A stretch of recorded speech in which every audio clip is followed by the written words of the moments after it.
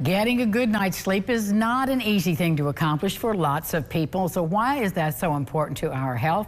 Dr. Avinash Joshi of the Owensboro Health Sleep Medical Director, and he is here to talk to us about sleep. It's good to see you. Good to see you as well. Thank you. So glad you're here, because this is really an important topic for many, many families. We were talking about the sleep apnea machine. In my life, it's changed everything, and for the best. Absolutely. In our Absolutely. home. Great machine. So the myth is we need 8 hours of sleep. What are the facts? Yeah, the fact is, just about 8 hours or 7 to 9 hours is a good range to have for good quality sleep. And sleep is important. It's a really vital process to maintain overall well-being.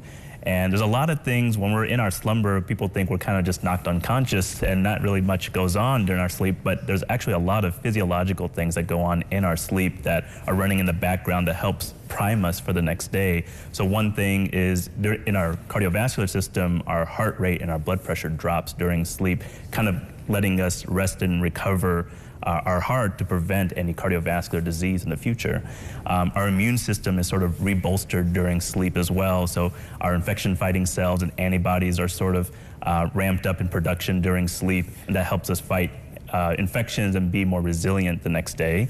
And as well as brain health in sleep is really important. So we consolidate our memories, we help with learning and development, and also emotional processing is really important during sleep as well. And we kind of wash away a lot of the metabolic byproducts or waste products that we tend to produce during the day's work. And that's really important. That's a really important function to have during sleep, because if we don't, there is good literature that shows that with bad sleep, there's an increased prevalence of dementia or cognitive deficits. So there are a lot of reasons why we should get good sleep. Well, so for some people, that's just a problem. So with your work that you do, how do you help people find that good level of sleep when it's not been a gift of theirs? Yeah, so there are a lot of good tips to maintain to have good quality sleep. So I would say number one is consistency is key. So being consistent with your bedtime and your wake times, no matter if it's the work day or weekday or weekend, keeping that consistency is key to have good quality sleep and feel more refreshed in the morning.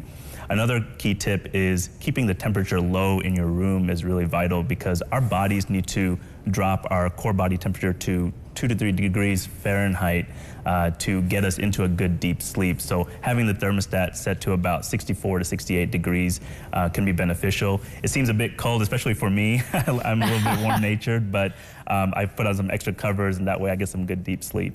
Another thing is avoiding alcohol and caffeine before bedtime.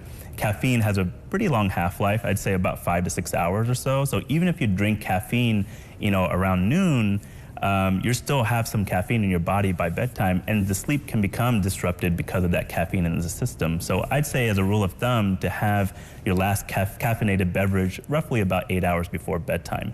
And alcohol definitely can fragment your sleep and actually decrease our rapid eye movement sleep, or REM sleep, which is really important for our memory consolidation and emotional processing. So I'd say, get rid of the alcohol before bedtime. So just is so important to hear that story. I think we sort of take it for granted to hear all the things our body is doing for us. So let's not fight it, shall we? Absolutely. Thank you, Dr. Joshi. It's nice to meet you. My pleasure. More Lifestyles right after this.